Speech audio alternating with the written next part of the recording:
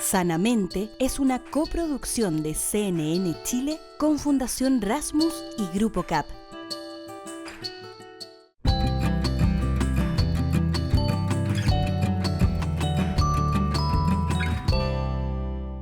Hoy queremos hablar de muchos temas y de muchos tipos de personas en distintos momentos de sus vidas, y vamos a entregar algunas herramientas para personas que tienen trastorno obsesivo compulsivo. Es un trastorno que es común en todas las personas y también en niños, y que es importante tener herramientas para poder comprenderlo y para poder incorporarlo de una manera que para esas personas la vida sea más fácil. Por otro lado, vamos a hablar también de nosotras las mujeres y esa etapa que tanto tiempo fue un tabú, pero que ahora nos encanta decir, y es la menopausia.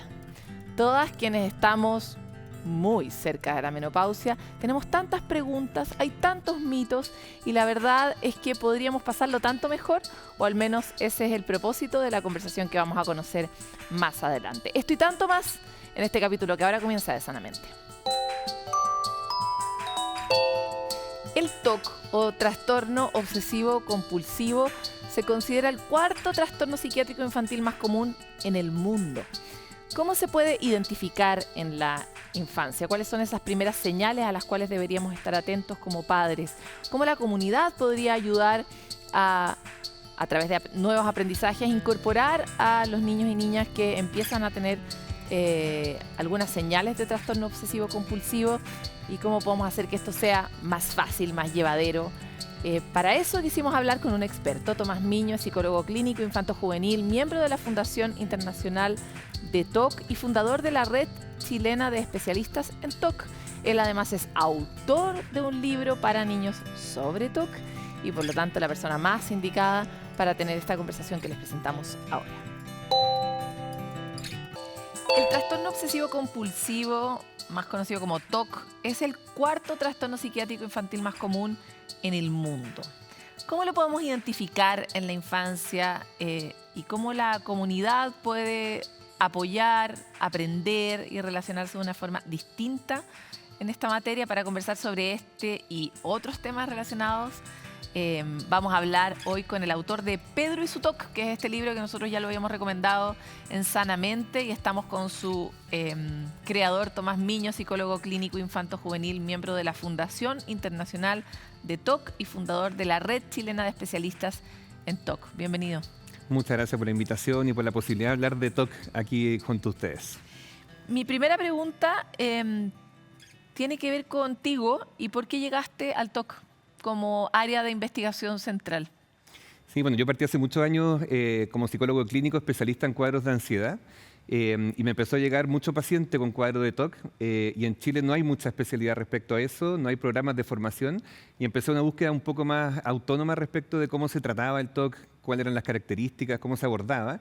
Y ahí fui interesándome en esta temática y me empecé a especializar, primero afuera de Chile porque no había ningún programa acá, y ahí empezó un interés por darme cuenta que era algo de lo que se hablaba muy poco, sobre todo yo que soy psicólogo clínico de niños y adolescentes, me di cuenta que eran una población que estaba bastante como olvidada, sobre todo en temas de salud mental, pero en el TOC también, que es una condición que puede limitar muchísimo, que hace sufrir muchísimo a los niños y a los adolescentes, y desde ahí nació un poco el interés por poner esta temática también sobre la mesa y empezar a desarrollar proyectos en torno a esto. Como decía al principio, este es el cuarto trastorno de salud mental, me imagino después de depresión, ansiedad y... Lo otro, bueno, deben ser algunas temáticas más relacionadas con temas de consumo, de sustancias, pero efectivamente el tema del TOC es uno bien frecuente. Es bien prevalente. Es muy prevalente, sí. Ya, ¿y es prevalente de igual manera en niños chicos y en niños más grandes? Sí, generalmente es entre un 2 y un 3% de la población mundial que tiene TOC. Se han hecho hartos estudios para ver si es que en niños, adolescentes o adultos se da como distinto. ¿Alguna diferencia? Pero en general se da más o menos similar. Esa es como una de las cosas que se ha visto tanto en hombres como en mujeres, también se da de manera similar, pero se puede dar desde muy temprana edad. Eso sí es importante mencionarlo, se puede dar de los 6, 7 años Y cuando eso sucede, probablemente tenga una carga genética mucho mayor también. Y por Ya, eso se ve esa ¿es un característica. trastorno que se transmite genéticamente? Exactamente. Una de las principales hipótesis que hasta ahora se manejan, porque no se sabe como a ciencia cierta todavía como el origen del TOC, las principales hipótesis es que tiene un origen genético, que se puede heredar. Las otras hipótesis tienen que ver con temas cerebrales, etcétera, o temas traumáticos, pero la principal tiene que ver con que esto se puede heredar. Oye, ¿y qué tipo de señales puedo identificar yo en mi hijo, en mi hija desde los 6 años que podrían darme una pista de que tal vez tiene TOC? Esa es una muy buena pregunta, porque efectivamente los niños más chiquititos también tienen conductas compulsivas. A veces les gusta, no sé, saltar las líneas de la vereda o ordenar sus juguetitos de cierta manera.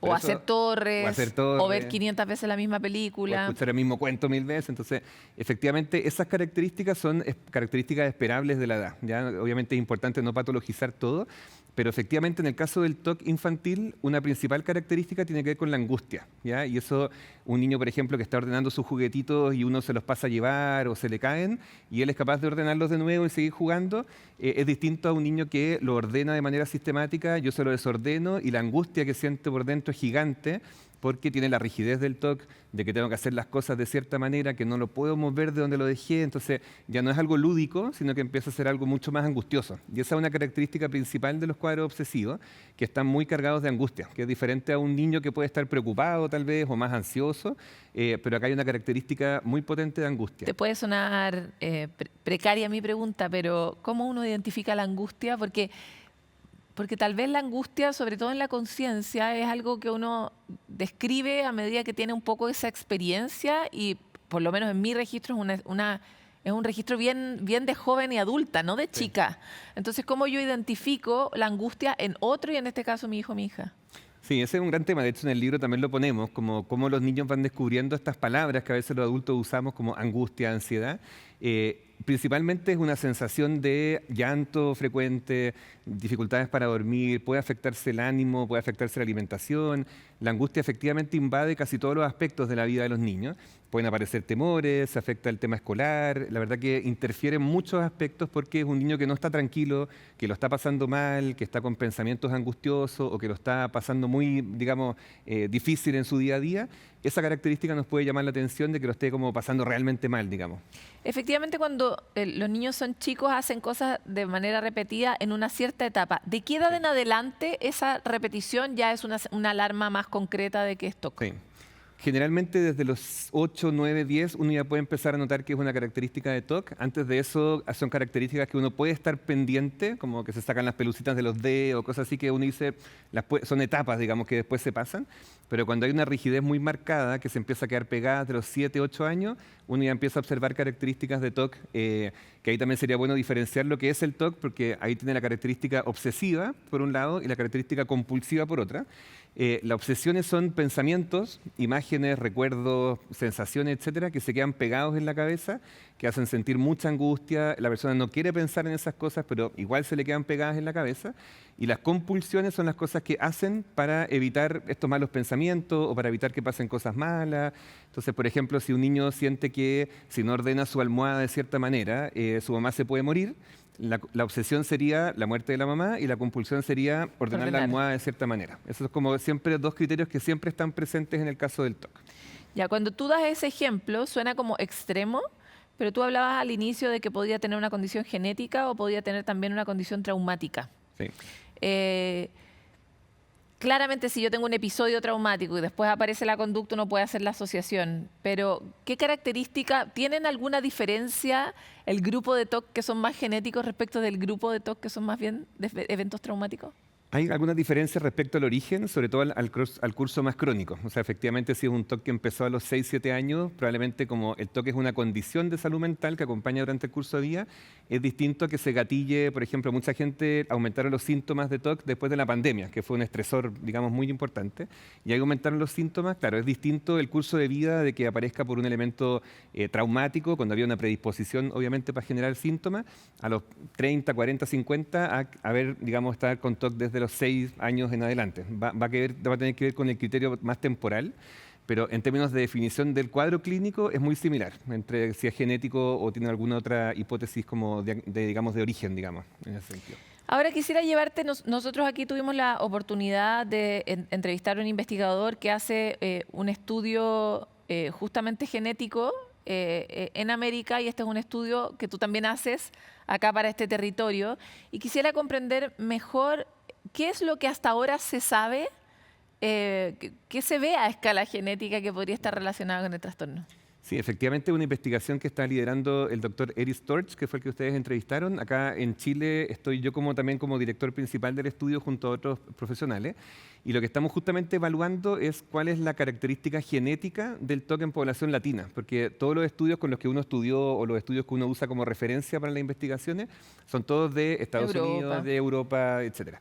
Entonces, este es el único y primer estudio que existe, por eso es tan importante, en donde estamos recabrando información de todos los países de Latinoamérica, ¿ya? Y lo que estamos haciendo con eso es, aparte de aplicar varios cuestionarios a los participantes, extraer muestras de saliva, ¿ya? Y esa es la que se está analizando justamente para hacer el seguimiento genético del TOC. Es una de las principales hipótesis, y hasta ahí se sabe que si tu mamá, papá, tío, abuelo, las primeras generaciones tienen TOC, efectivamente la probabilidad de que eso se herede es muy alta. No es siempre 100% así, pero hay una probabilidad más alta. Eso es lo que se dice respecto de los estudios de afuera. Entonces queremos ver efectivamente qué pasa en población latinoamericana, si efectivamente la herencia es igual de marcada o no que lo que se ha estudiado en los países, digamos, fuera de Latinoamérica. Ahora, últimamente, a medida que avanza la neurociencia, han vuelto a cobrar mucha relevancia los factores ambientales, ¿no? Sí. Y sabemos cada vez más que los factores ambientales pueden cambiar el curso de una enfermedad, gatillarla o no gatillarla, acentuarla o disminuirla. ¿Ocurre eso también a pesar de este origen genético del TOC? Sí, de todas maneras, es una buena pregunta porque el TOC es muy permeable al estrés, a la angustia, a las preocupaciones. Entonces uno tiende a ver a los pacientes que están con los síntomas estables, por ejemplo, pero si viene fin de año que están más cansados, o los niños con las pruebas, etcétera, tienden a aumentar los síntomas. Por eso te mencionaba lo de la pandemia, porque esa fue un gatillante que a todos nos afectó, que a todos nos puso más ansiosos, que a todos nos apareció el tema de la muerte, ¿no es cierto?, la angustia, etcétera, y que finalmente ese gatillante ambiental efectivamente puede, no es que gatille el TOC, en términos de que si nunca estuvo va a estar por eso, pero puede haber una predisposición, por ejemplo, a la base más ansiosa, o que había algún componente obsesivo que con el evento traumático ambiental, en el fondo eso aparece con mayor fuerza. Pero efectivamente es muy permeable. Hiciste una corrección y dijiste, no es que lo gatille, o sea, no es, porque hay otros trastornos de salud mental que sí se pueden gatillar. Exacto. Eventos psicóticos, por ejemplo, y a propósito de cuestiones que uno... Y puedes tener esa posibilidad a lo largo de tu vida incluso, exacto, o cuando eres más joven. En este caso, si uno no tiene el factor genético, ¿no se te va a gatillar en ninguna condición? No debería gatillarse, claro, efectivamente eso es lo que se está estudiando, algunos casos de TOC que no tengan ninguna carga genética hereditaria o ambiental. Hay otras hipótesis que tienen que ver con, por ejemplo, la baja de serotonina del cerebro, que a veces puede ser que el cerebro esté funcionando de manera distinta y eso genera efectivamente cuadros más obsesivos. Pero efectivamente que se genere un cuadro de TOC así como diagnóstico de TOC, si es que no había ningún antecedente previo y aparezca como de la nada, eso claro, es más difícil y eso es como justamente lo que se está estudiando. Porque hay casos en los que uno hace la historia familiar y no hay ninguna herencia genética. Entonces ahí uno pone a investigar, ¿no es cierto? Y es lo que estamos tratando de investigar también en otro tipo de investigaciones, desde dónde nace, si es un tema del cerebro, si es un tema de hormonal, químico, de dónde nace el origen cuando no hay una historia genética atrás, que es como muy interesante también poder pesquisarlo. Y por otro lado, los cerebros que están más expuestos a cortisol, en el fondo, ¿hay una relación entre, por ejemplo, la hormona del estrés, el cortisol, o la utilización del cerebro más reptil y el desarrollo de este tipo de trastornos? Sin duda. De hecho, el TOC es un cuadro que si uno lo mira evolutivamente, yéndose como bien atrás, uno pensaría que es un cuadro que viene desde los inicios del ser humano, porque efectivamente el cerebro tiene la función de cuidarnos también, como frente al estrés, las preocupaciones, las amenazas, los peligros. Y efectivamente eso hizo Esto es como aumentado, exacto, ¿no? ¿no es cierto? Y que hizo que la especie humana sobreviviera, porque en el fondo si había un mamut o algo que me iba a atacar, como que tenía que estar en posición de defenderme. Y lo hacía estar más alerta, lo hacía estar más preocupado, lo hacía estar más minucioso, ¿no es cierto? Con ciertas conductas como más compulsivas. Pero cuando empezó a avanzar, ¿no es cierto?, la etapa del ser humano, hay ciertas cosas que se fueron quedando como pegadas en este cerebro más primitivo Y ahora, claro, no es el león que nos va a atacar, pero ahora son los pensamientos, son las imágenes y el cerebro funciona de la misma manera. Ese pensamiento angustioso del TOC lo considera como si fuera realmente un El león mamut. que te va... Claro, el mismo angustia. Y ahí se eleva el cortisol, ¿no es cierto? Empieza todo el cerebro de respuesta, de lucha, huida, ¿no es cierto? Todos esos mecanismos que tiene el cerebro para proteger, ¿no? Y justamente en el TOC es bien complejo porque es algo que está en la cabeza, ¿no es cierto?, de las personas y que efectivamente uno trata de mostrarle que los pensamientos son pensamientos, que no tienen poder para hacerte daño y todo, pero el cerebro los codifica como si fueran realmente amenazantes. Y esa es la parte difícil del TOC. Últimamente hay toda una línea de desarrollo de la comprensión de la salud mental también desde una perspectiva epidemiológica, ¿no? También Sí. entendiendo cómo los clanes humanos se van encadenando y desde ese punto de vista cuando tú recibes a un niño con TOC, me imagino, inevitablemente vas a mirar a los padres, cómo Claro. vive ese niño. Y puede que la mamá no tenga TOC o el papá no tenga TOC, pero puede que sean personas, por ejemplo, súper alteradas o que sean personas que están siempre como tratando de que las cosas ocurran, etcétera. Entonces me encantaría hablar sobre eso otro, porque cuando uno es padre, y nadie nace con ningún manual de paternidad, e identifica que su hijo tiene algo, es súper valioso ese gatillo que uno sí puede mover. O sea, que Sí. lo que uno puede cambiar para ayudar al hijo es como una esperanza, ¿no? Sí. Entonces, cuéntame un poco cómo trabajas con los padres cuando ves que hay ciertas cosas de entorno que podrían mejorar el resultado. Sí, eso es súper importante. De hecho, las investigaciones avalan lo que tú dices, porque efectivamente cuando uno trabaja el TOC a nivel familiar, o sea, incluyendo a los papás, a los hermanos, bueno, y cualquier condición de salud mental, la efectividad de la terapia aumenta hasta un 80-90%, porque efectivamente el niño no vive solo, vive en su contexto familiar, ese niño, esa niña, ese adolescente, en un contexto familiar que puede tener ciertas características, que puede tener un estilo de crianza de ciertas características también. Pueden ser papás que también no tengan un TOC, pero tengan una personalidad obsesiva, por ejemplo, que son más rígidos, más centrados en el éxito o en las notas o en las cosas así. Y eso, claro, va moldeando un poquito esa personalidad del niño desde chiquitito, que si además tiene un poco esta predisposición más ansiosa o más obsesiva, hay un factor de riesgo, obviamente, que hay que estar mucho más pendiente de observar. Entonces, claro, cuando llega un niño chiquitito, uno, efectivamente, como dices tú, uno mira a la familia, mira el ambiente, ¿no es cierto?, mira dónde se desenvuelve, porque claramente van a ser coterapeutas nuestros. O sea, uno no puede trabajar solo con el niño, uno involucra a los papás, les va mostrando estilos de crianza, les va mostrando formas de ser que podríamos ir modificando, cambiando para ir ayudando, ¿no es cierto?, el desarrollo de este niño. Pero es bien interesante porque cuando uno los involucra en la familia, ¿no es cierto?, en la terapia, que es un rol bien directo, uno les pide ciertas cosas como bien puntuales que estén atentos, que puedan orientar, intervenir, los niños también se van sintiendo más entendidos, van sintiéndose más comprendidos, como que la empatía empieza a aumentar, ya no nos miran como el bicho raro, ¿no es cierto?, sino que se van dando cuenta que es el TOC, que tiene tratamiento, que puedo estar mejor. Y nosotros enfatizamos mucho con los niños chiquititos que el TOC no es la identidad, nadie es su diagnóstico de salud mental. Nosotros trabajamos mucho en eso, que ellos no son su TOC, ellos son personas con intereses, con gustos, con talentos, con virtudes, y que dentro de eso además tienen un TOC. Tienen un Como que trastorno, tratamos de claro. que no hagan de su identidad el diagnóstico de salud mental. Y eso también lo trabajamos con las familias, que lo dejen de mirar como el niño enfermo o el niño con dificultades o el niño distinto, que también lo trabajamos en los colegios, eso mismo, que también hay todo un rol ahí como de despatologizar un poco eso y entender que somos todos distintos, que todos somos personas, que todos tenemos dificultades. Entonces, claro, el rol familiar es clave y eso a veces nos toca con los hermanos, con toda la familia ampliada también. Tomás, antes de empezar esta entrevista te preguntaba si hay un ABDB antes de Boric y después de Boric en el sentido de esta revelación que hace el presidente durante la campaña sobre su propio TOC. Sí. Y quería saber cuál ha sido para ti ese impacto en la consulta con los niños, cómo fue recibido también por las personas que tienen TOC. Yo creo que eso fue un tremendo aporte. Yo creo que el hablar de salud mental es siempre un aporte para la sociedad, el poder poner las cosas sobre la mesa, el darnos cuenta que todos estamos expuestos, que todos a veces estamos más deprimidos, más ansiosos, que todos podemos tener algún diagnóstico de salud mental y que eso no nos hace menos personas o no nos hace menos capaces. Y ha sido bien bonito porque efectivamente a mí me toca trabajar mucho con niños, niñas y adolescentes, que cuando apareció el tema de que el presidente de Chile tenía TOC, fue muy bonito para ellos como el decir, bueno, yo también tengo TOC y mira, él también tiene TOC y llegó a ser presidente de un país. Y eso ha sido muy bonito porque es como, no tiene por qué limitarme el diagnóstico. Eso es como un poco lo que nosotros hemos querido transmitir. Y yo creo que el hecho de que él lo haya abierto, también se habla más de TOC, aparece más en la palestra, la gente habla más del diagnóstico.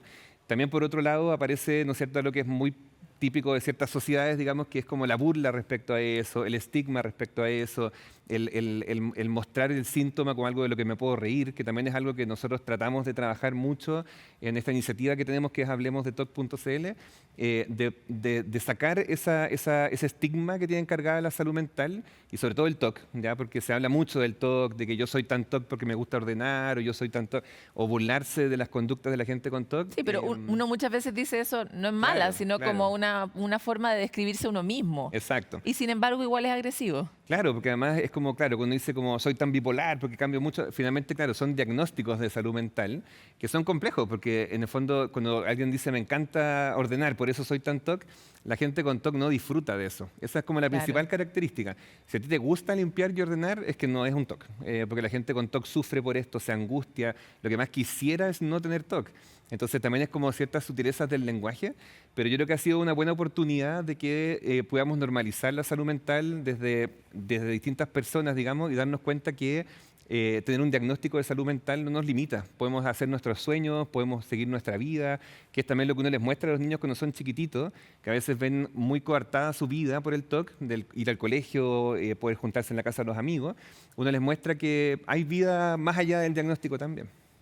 Ya, y quisiera, para cerrar, hablar de eso en particular.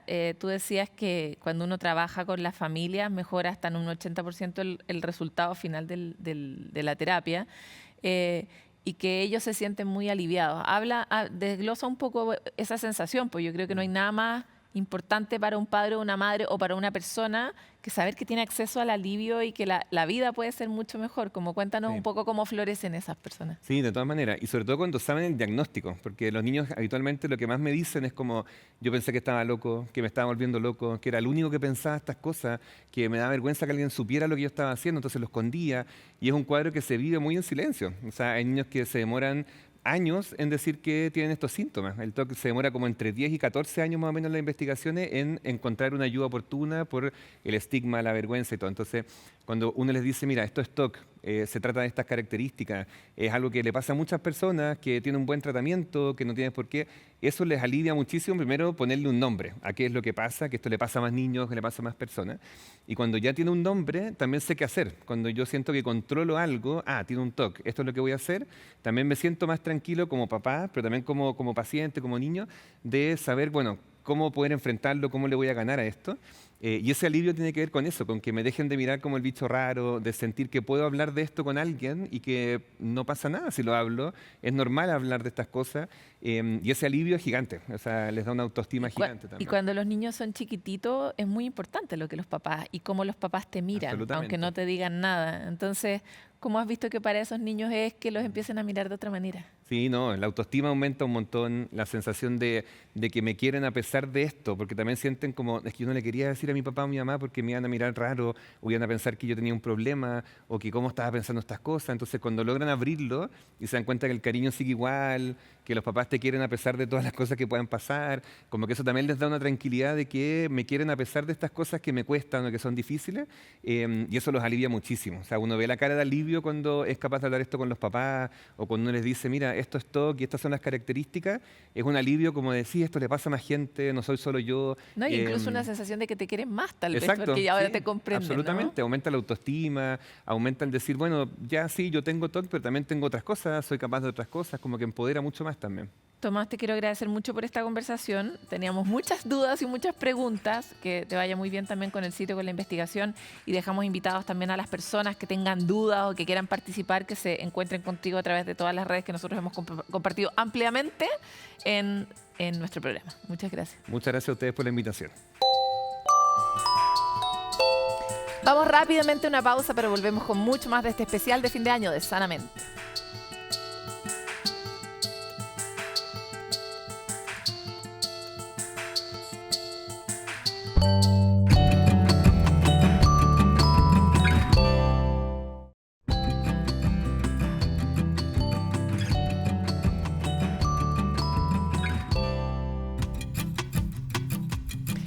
Las emociones nos acompañan en la vida, pero algunas nos caen mejor que otras.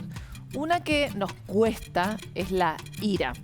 Parece que a veces incluso nos domina, nos atraviesa o nos nubla. Pero ¿cómo podríamos encontrar ciertas herramientas para manejarla? Magdalena Ochoa, fundadora de la organización Trascendental, nos enseña distintos ejercicios muy prácticos para poder abordar este sentimiento difícil pero necesario que es la ira en la siguiente cápsula. Bienvenido a esta cápsula de bienestar. Hoy día vamos a trabajar esa liberación de rabia, ese enojo que no te permite estar tranquilo, que no te permite realizar tus diferentes tareas. Es muy importante que sepas que la neurociencia ha podido medir que rabia es muy potente en tus manos, es muy potente en tus talones de los pies y es muy potente en garganta. Primero vamos a comenzar sacudiendo nuestro cuerpo, tu lado derecho, brazo derecho. Suelta tu muñeca, suelta tu codo, suelta tu hombro. Para esto destina 5 minutos. Yo voy a hacer una muestra cortita. Sigue después con tu pierna derecha. No controles el movimiento, que la musculatura es como que salga volando, ¿sí? Y después date un segundo para sentir la diferencia. Tu lado que sacudiste es más liviano. Esa es liberación de energía retenida. La siguiente técnica, vamos a liberar los planos que están la energía retenida en los pies. Talonea fuerte, como si pudiéramos hacer un hoyo con los talones. Hazlo con energía. Puedes a lo mejor recordar algunas cosas que te enojaron y elige liberarlas. No controles el movimiento, es descontrolado. Haz vibrar tus células. Somos agua, por lo tanto la vibración nos hace cambiar la energía. Luego de eso, piensa que a lo mejor quieres liberar también tu garganta, tu abdomen. Vamos a inhalar y soltar el aire con una expulsión fuerte. ¡Ja! ¡Ja! ¡Ja! ¡Ja! Si te enojas, está bien. Vamos, y ¡ja! ¡Ja! Vamos ahora a cerrar. Siempre que hagas rabia o enojo, termina con una respiración para la vuelta a la calma.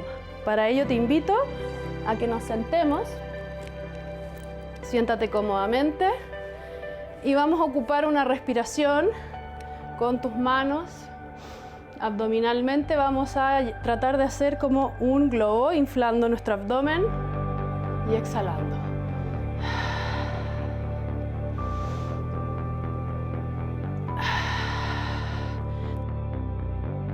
Cierra esta liberación de enojo y energía cuando sientas que tu cuerpo ahora está calmo. Después de esta liberación de energía, para esta respiración cuando ya sientas que estás en calma. Y cierra con los pequeños golpecitos en tu glándula timo, que se ubica en el esternón. Lo puedes hacer como golpecitos o también con giro. Y respirando profundo, esperando que estos ejercicios te hagan sentir más en calma, más en paz y que hayas dejado atrás ese enojo, esa rabia. Que así sea.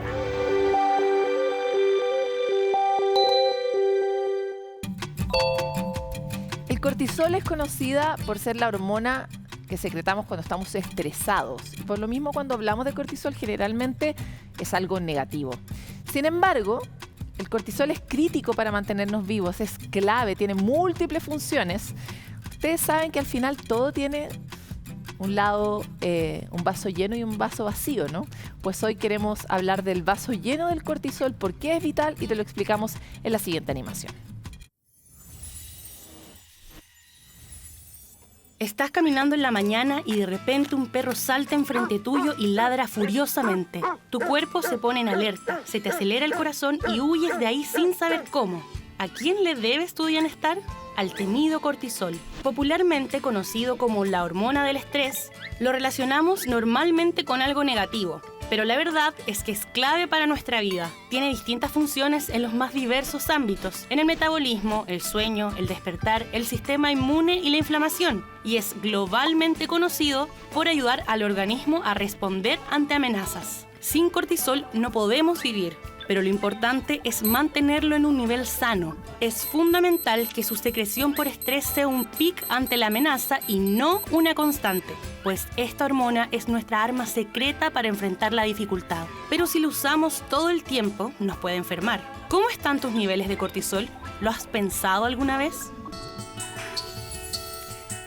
tan importante que es entender que necesitamos de las cosas en una medida justa, en un cierto balance, en un equilibrio, y que las personas somos seres complejos, también lo son nuestras hormonas. Necesitamos sentir todas las emociones para poder también sentir que estamos vivos, y necesitamos tener una cierta cantidad de cortisol para estar vivo, pero no irnos al chancho, como nos pasa mucho en la etapa actual, y finalmente enfermarnos de la cantidad de cortisol que estamos secretando.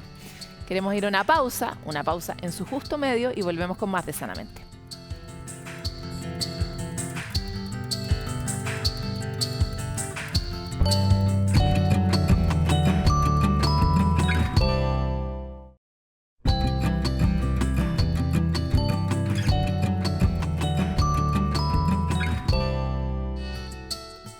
Oye, ya les contaba al inicio de este programa que queremos hablar de menopausia. No sé si les pasa a las mujeres que están escuchando que ahora como que es feliz poder hablar de menopausia, porque ha sido un tema del que todos como que cuchichamos hace mucho tiempo, que nos va a llegar tarde o temprano a las que somos mujeres, y también a las que a los que no son mujer pero acompañan a una mujer, les va a llegar también, porque es una etapa como buenos seres sociales que vivimos en conjunto, ¿no? Por lo tanto, es demasiado importante que hombres y mujeres sepamos de menopausia, primero para que lo pasemos mejor todos, para que podamos abordar los síntomas y los efectos de manera temprana, para no echarnos la culpa siempre de la manera en la que estamos, para que no nos discriminen porque de repente nos cambia el ánimo, para comprender y abrazar esta biología compleja que tenemos los humanos. Montserrat Álvarez, periodista súper conocida, ahora se ha dedicado a este tema, acaba de lanzar y escribir un libro, y también es fundadora de la plataforma So Wise, junto a otras socias, creada por un equipo multidisciplinario de mujeres que busca justamente derribar los mitos en esta etapa de las mujeres y generar una comunidad que entregue datos, información, entrevistas y tanto más. Por eso queremos reflotar esta conversación tan importante que tuvimos durante la temporada 2024 y se las presento a continuación. Queremos hablar hoy día de menopausia. Es una conversación infrecuente entre las mujeres y también con nuestras parejas, con nuestros hijos. Es una sabiduría que hemos ido perdiendo con el tiempo. Tal vez comprender de una nueva manera esta etapa de la vida, cuáles son sus riquezas, cuáles son sus características, cómo podríamos enfrentarnos a la noticia de que estamos perimenopáusicas o ya menopáusicas, no como si fuera una tragedia. Con esta inspiración de botar mitos, de levantar nuevas ideas, es que se creó So Wise, una plataforma digital pensada para liberar y mejorar la experiencia de estas mujeres en la peri y menopausia, una comunidad que comparte información, entrevistas, artículos y también productos que puedan ser funcionales a tener una mejor etapa, ¿no? Este es un equipo de mujeres multidisciplinario en distintas etapas de sus propias perimenopausias y menopausias que nos invitan a conocer esta comunidad, y para profundizar en eso voy a estar con una que tal vez ustedes ubican, es la periodista Montserrat Álvarez. Muchas gracias por estar aquí. Paloma, gracias por invitarme a este ilustre programa que tanto me gusta. Oye, nos encanta tenerte acá porque efectivamente esta es una conversación que necesita embajadoras, ¿no? Embajadoras y embajadores, voy a decir. Muy debajo de la alfombra. Yo misma estoy entrando en una etapa donde muchas de mis amigas ya están en la perimenopausia, y efectivamente, como leía en entrevistas que te han hecho otras personas antes, estas son conversaciones como que uno tiene como cuchichando con las amigas, ¿no? Ajá. Y sin embargo es la mitad de la población que va a vivir esta realidad, que le transforma la vida cotidiana y de la que sabemos poco. Sí, sabemos súper poco, y como dices tú, es súper importante saber ahora vivimos más y por tanto vamos a vivir un periodo muy largo de nuestra vida, quizás el más largo en menopausia, no en una etapa reproductiva. Y porque además la menopausia está asociada, y especialmente la perimenopausia, y ese es un tema interesante, a una gran cantidad de síntomas que van mucho más allá como del estereotípico bochorno, ¿no es cierto?, del estereotipado bochorno, y que tienen mucho más que ver también, además del bochorno, que para muchas mujeres es muy invalidante, especialmente como en el mundo del trabajo, pero tienen mucho que ver con, finalmente, la calidad de vida en cuanto a salud mental, fuertísimo y obviamente también a salud física, a bienestar físico. Pero cómo influye también este tema en lo que es la salud mental, en los estados de ánimo, en las ganas o no ganas de hacer cosas, es algo que cada vez me he ido convenciendo más, está muy asociado a la menopausia y que si eso se viera desde ese punto de vista se podría abordar de otra manera. Y podríamos quizás dejar de escuchar que tantas mujeres cuando se acercan quizás a los 50 años sufren como una suerte como de angustia, depresión, desgano, y que hoy día se llama como depresión femenina. Si de verdad se enfocara desde el punto de vista como el cambio hormonal que se produce en la menopausia, quizás la verdad es que la vida sería súper distinta para nosotros. Ya, hagamos un sushi de todo lo que dijiste, porque tiene muchas etapas. La primera es, ¿cuáles de esos síntomas infrecuentes o más desconocidos viviste tú también que te hicieron decir como, tal vez esto es algo más que solo estos síntomas que tengo que tratar aisladamente cada uno, ¿no? Claro, y yo creo que a mí me pasó lo que le pasó a muchas mujeres y a mí me pasó y lo entendí un par de años después. Y ese fue el problema, que la perimenopausia es el periodo como una segunda adolescencia donde empiezan a cambiar los niveles de hormonas, te empiezan a bajar los estrógenos, a haber alza y baja de estrógenos muy brusca, entonces te sientes un poco como en la adolescencia. Como esas como de repente como ganas de llorar, un poco neurótica a veces, un poco triste a veces. Y la adolescencia está súper descrita y todos sabemos más o menos cómo tratar a un adolescente. Pero las mujeres que nos empieza a pasar eso, no somos mujeres con menopausia, porque la menopausia es cuando ya no deja de menstruar durante un año. Es la perimenopausia, donde todavía seguramente estás menstruando, donde tienes los hijos un poco más chicos, pero tu fluctuación hormonal es súper grande y nadie te dice que esto que te está pasando, que es, como por ejemplo, hay una cosa que es muy divertida y que a muchas mujeres nos hace sentido, que es la niebla mental, la confusión en los pensamientos. Eso es un síntoma de perimenopausia o menopausia. Como que se te olviden cosas. Esa cosa como que de verdad, esa claridad que uno tenía, o que la típica cosa que uno dice, no me viene la palabra a la cabeza. Que es un poquito crítico para una periodista. Para una periodista es súper crítico. Y a mí lo que me pasa, una especie como de... Y cuando escuché que eso existía, dije, no estoy con demencia, no, se llama la niebla mental. Espérate, y aparte, importante porque la niebla mental es algo que uno experimenta también en situaciones de mucho estrés, o en situaciones de mucho cansancio mezclado con mucho estrés. También uno lo vive, no sé, después de tener la guagua recién, en ese periodo como se parece mucho. Es como una cosa, entonces... Porque entre la realidad y una hay como una especie como de... como una de distancia. Espacio, claro, una distancia que te separa, una niebla. Ya, esa es una cosa. Los bochornos debieran ser una cosa más posterior a la... Pero ¿sabes qué? Eso es súper interesante porque... Hay muchas mujeres, y en mi caso, por ejemplo, bueno, que no me dieron tantos bochornos, que todos los síntomas, bochorno, niebla mental y todos los que podemos repasar, no son de una etapa hormonal determinada. Es como hay mujeres que tienen también. bochorno hasta los 80 años. Claro. Hay mujeres que les pasa esto antes de tener su última regla. Entonces, por eso el tema de la menopausia y perimenopausia tiene que ser tratado más en torno a los síntomas, que se presenta distinto en cada mujer, a lo que te diga un examen, porque los exámenes de tu nivel hormonal y eso no dicen mucho. Entonces, los ginecólogos y ginecólogas que están al tanto del tema más bien se van a los síntomas. Y esos síntomas tratarlos, porque de verdad el nivel de estrógeno y progesterona no dice tanto respecto a lo que tú sientes. Ya, ahora, tú sabes que la aproximación a cuando uno, por ejemplo, se mete o no mete hormonas, es una cuestión súper cultural. Lo hablaba, de hecho, ayer con una amiga que vive en Europa, una amiga que vive en Estados Unidos. Y en Europa hay mucha resistencia, por ejemplo, a darte hormonas. Sin embargo, aquí es más pro-hormonal el tratamiento. ¿Cuál ha sido tu experiencia y cuál... Si estuviéramos aquí en un colegio de muchas mujeres distintas compartiendo sabidurías, ¿cuál sería tu recomendación en ese sentido? A ver, mi experiencia es que el tratamiento de reemplazo hormonal ha sido súper efectivo en mejorar algunas cosas de mi calidad de vida. Por ejemplo. Que tiene que ver con la energía. Ya. Con la energía más que nada. Con la energía y algo también de la libido. Podríamos decir que el fondo, el tratamiento de reemplazo hormonal ayuda.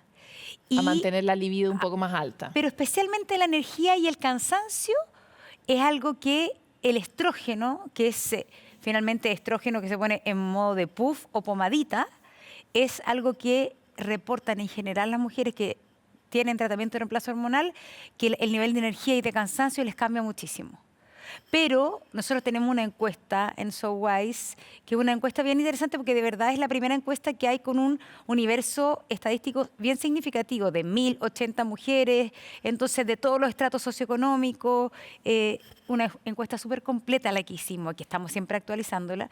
Entonces, claro, 1 de cada 4 mujeres recibe terapia de reemplazo hormonal por distintas razones. No todas las mujeres pueden. Obvio. Una mujer que ha tenido, por ejemplo, cáncer de mama no puede recibir el tratamiento.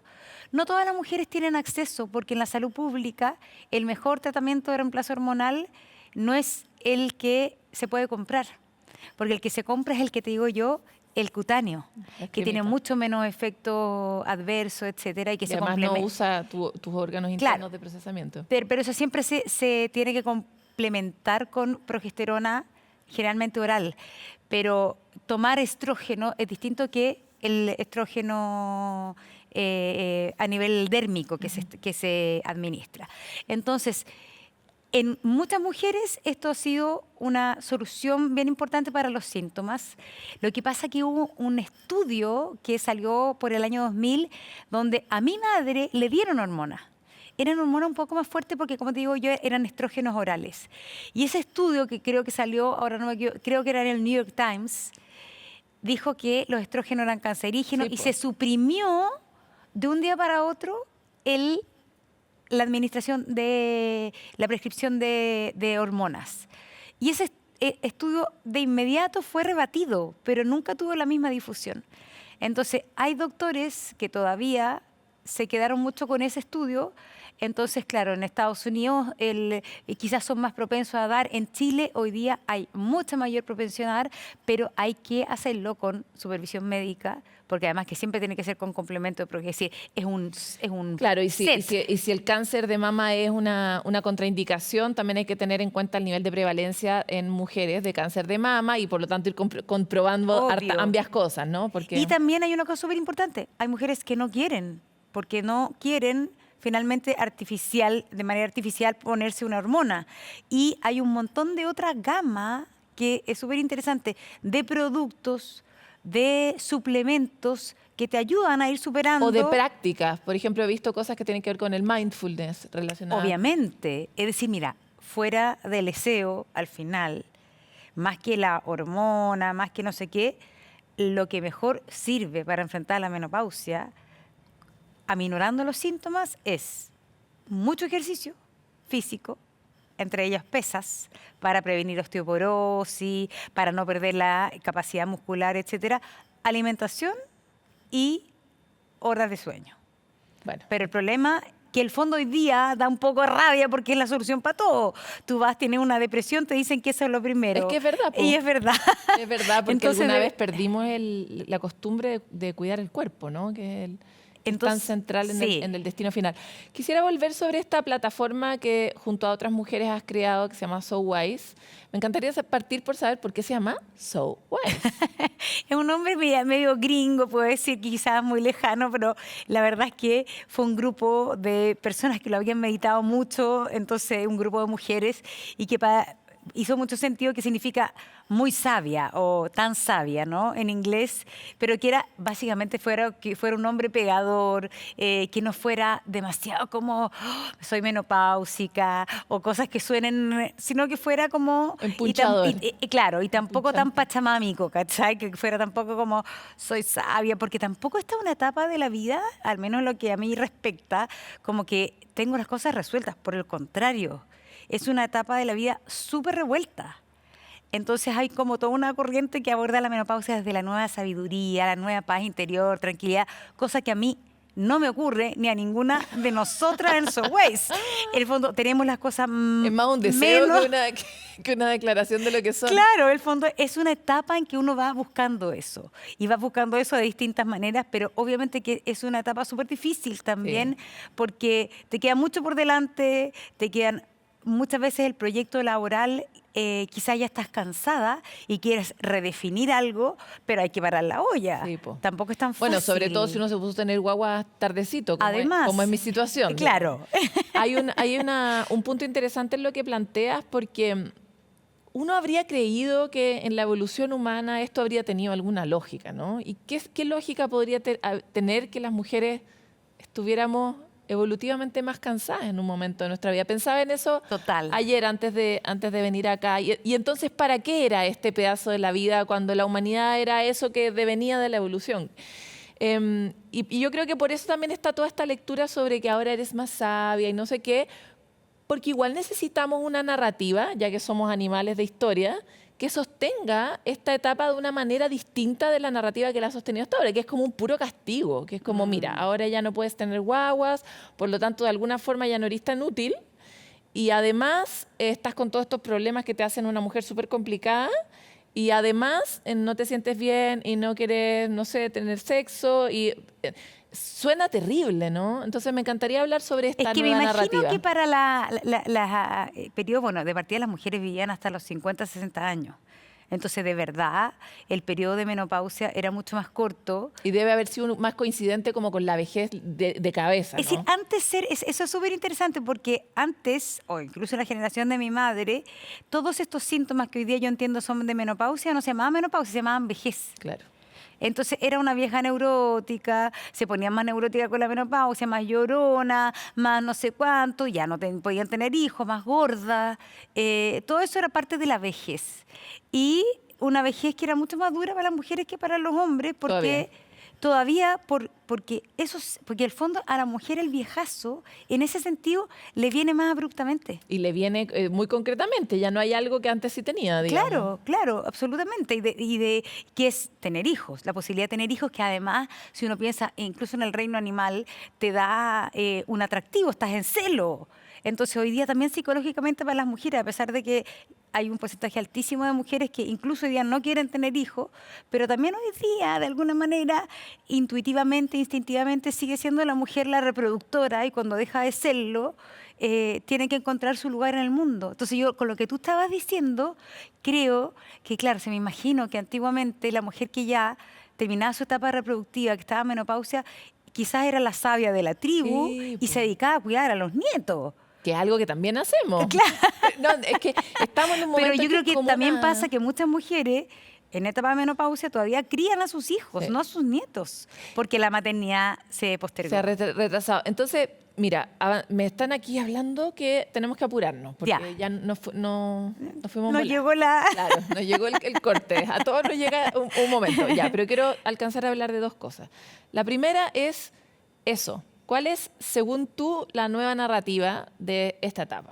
A ver, esta etapa es una etapa que lo principal fuente de angustia es la falta de información.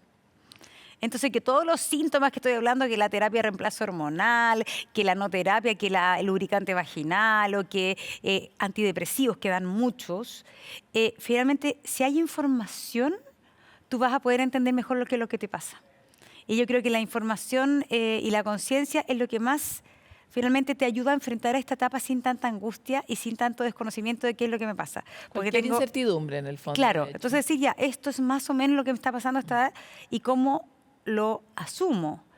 Y yo creo que obviamente es un empoderamiento, es decir, la menopausia power, podríamos decir, es algo súper importante. Porque es, de verdad, es decir, a mí hace 5 años decir menopausia, yo me daba vergüenza, lo encontraba patético. De hecho, encontraba patético tener la menopausia, no quería que me ocurriera. Me sentía vieja, fea y poco sexy. Entonces, hoy día, poder hablar de la menopausia y no sentir que todos esos como atributos se derrumbaron es fundamental. Entonces, la menopausia hoy día es todo lo que tú quieres ser. Puede ser femenina, puede ser maternal o no, puede ser sexy o no, pero no es que todos esos atributos se derrumbaron de un día para otro cuando dejaste de ser una posibilidad de ser cruza, humano reproductor. porque además uno sigue siendo posibilidad de cruza. Oye, un detalle que me parece importante es que también hay algo, es que la biología tiene una sabiduría, entonces también dejamos este espacio abierto también para que nos compartan sus ideas respecto de hay algo que se deja, pero hay algo una oportunidad que aparece, porque hay un espacio, hay un nuevo espacio, ¿no? Sí. Entonces, ahí me encantaría entrar un poco en esta comunidad que ha generado. ¿Cuáles han sido las sorpresas que te encontraste sin haberlas buscado? Lo más maravilloso de SoWise ha sido justamente lo que tú dices, Paloma, de encontrarse con otras mujeres. El cuchicheo que tú hablabas, que uno sabía, oye, pero ¿qué me está pasando? Yo llegué a un momento en que todas mis comidas de amigas o juntas hablamos, no sé si esto lo que tengo es menopausia, no, ¿qué encontráis? ¿Hay que ponerse o no ponerse hormonas? No ponerse, no, usar o no usar hormonas, etcétera. Entonces, para mí, el trabajo con mujeres sigue siendo una cosa muy reconfortante, muy estimulante, muy energizante. Entonces, encontrarse como mujeres, nuevamente, así como cuando uno tenía guagua y las amigas que tenían guagua eran tus maestras, porque para mí, yo pensaba en eso también, de verdad aprender a criar, el pediatra nunca me dijo lo que me dijo mi amiga que había tenido 3 guaguas. Es decir, el pediatra me dijo cosas horribles que mi amiga que había tenido 3 guaguas me dijo, no le puedes hacer caso. No, po. Entonces es lo mismo, porque encontrar a la ginecóloga o el ginecólogo que te entienda en esta etapa de la vida para mí también fue un camino súper difícil. Sí, po. Y ese camino y esa dificultad la suplieron las amigas. Entonces la información es fundamental. La comunidad. Y la comunidad es fundamental. Y por eso en SoWise hacemos esto que es comunidad, que es compartir testimonios, compartir información, sistematizar un montón de información. Entonces, y separar las pajas del trigo de, mira, debiéramos tomar este tipo de cosas. La recomendación que uno le pide a la amiga, que al final te compráis lo que se compró la amiga. Con pura fe en la amiga, ¿no? Y ser súper cuidadoso porque si tú quieres terapia de reemplazo hormonal tienes que ir a tu doctor, pero cuáles son hoy día las orientaciones, quiénes sí, quiénes no, lo encuentras en esta página. Súper. Después eso también vendemos productos que tienen que ver con calidad de vida en cuanto a vida sexual, por ejemplo, que también hoy día hablar de lubricante o hidratante vaginal, yo no tenía idea lo que era y ahora sé cuál es la diferencia entre un hidratante, un lubricante y que no son productos médicos. Entonces hay una gama de cosas que con información se te hace más fácil tomar decisiones. Micro para cerrar. Me imagino que también ha sido una ruta con tu propia pareja y me encantaría... Odio esta conversación. Es como mis niños, mamá, no quiero escuchar nunca más la palabra menopausia. Es que me imagino que estás pegada con el tema, pero no lo digo porque creo que sería tan interesante que esto no sea... Como finalmente es algo que impacta la vida cotidiana de las personas y de las parejas, qué bonito sería que esta fuera una etapa que pudiéramos enfrentar conjuntamente. Sí, y yo creo que ahí hay un temazo, porque como adjetivo de vieja menopáusica... es como muy de hombre, sí, esta menopausia, es como siempre como achacándole eso a los temas hormonales de las mujeres. Entonces me da risa porque nosotros grabamos un par de entrevistas a ginecólogas con camarógrafo para SoWise y el camarógrafo, su asistente, quedaron fascinados, no podían creer de este mundo que se les abría. Universo. En el caso de mi pareja, odia la menopausia. Está hasta acá de escuchar que yo encuentro que todo lo explica la menopausia, pero yo creo que también para él ha sido un mundo, sí, un mundo desconocido, absolutamente. Para todos, incluso también para mi hermana mayor y para mi madre, que no sabían que muchas de las cosas podían ser y tener que ver con el cambio hormonal. Totalmente. Oye, te voy a dejar invitar al tiro a una segunda parte de esta entrevista que obviamente no se agotó aquí. Muchas gracias y que sea un gracias a ti, buen lugar Paloma, para a la CNN, comunidad. a Sanamente por darme este espacio. No, invitarlas también a ser parte de la comunidad, a responder la encuesta. Yo ya la recomendé. Así somos las mujeres, que eso es lo bueno que tenemos, que como que nos subimos rápido al trencito. Así que muchas gracias. Muchas gracias. Oye, dejo igual puesta la conversación para los hombres. Este programa es un programa que se ve mucho en pareja. Entonces, está bueno compartir esta carga también, no solo la otra carga mental, sino la de hacerse cargo de las cosas. Uno se preocupa de que él vaya a hacerse el chequeo, bueno, lo mismo, ¿no? Acompañarse en estas etapas que cuando se viven en pareja se viven mejor. Les mandamos un gran abrazo y una invitación infinita a mantenerse relacionados con nosotros, interactuando, que siempre vamos a estar muy interesados en que todos ustedes estén mejor. Nos vemos.